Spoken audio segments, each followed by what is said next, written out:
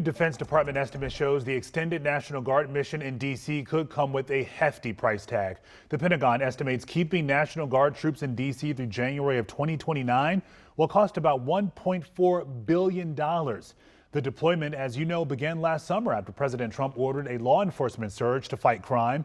Defense officials say the estimate assumes an average of about 2,500 Guard members remaining in the city through early 2029. The continued mission has drawn criticism from D.C. leaders who say it's an unnecessary expense and an overreach of federal authority.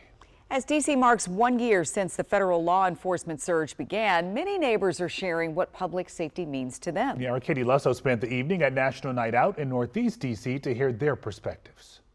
So much of what we see happening across D.C. when it comes to policing is enforcement. But here at National Night Out, the focus is on connection. And that, those I spoke with here say, is what we could use a whole lot more of. Tuesday night families packed into Alethea Tanner Park in D.C. for National Night Out, enjoying the bounce house, games, and of course, Boba. The point to build relationships and trust between the community and police. It's really important to let us know how we're doing and how we can make things better in the city. But this year, the conversation's even more important as it's been 1 year since the National Guard and federal law enforcement agents were deployed across the district. Over 1,500 arrests have been made and over 1,800 guns have been taken off of our streets. But for 18-year-old Southeast resident Caden Atkinson, public safety also means making young people feel seen. I feel like they're not serving and protecting the youth enough.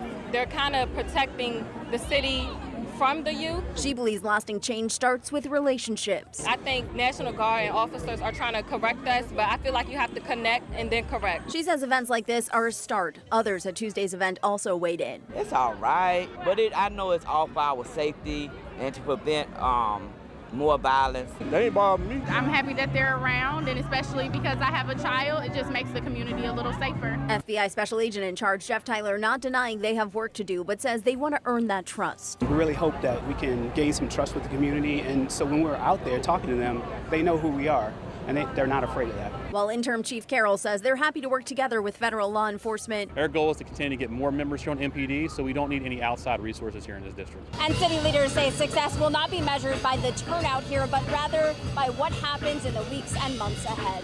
In Northeast D.C., I'm Katie Lusso, WUSA 9.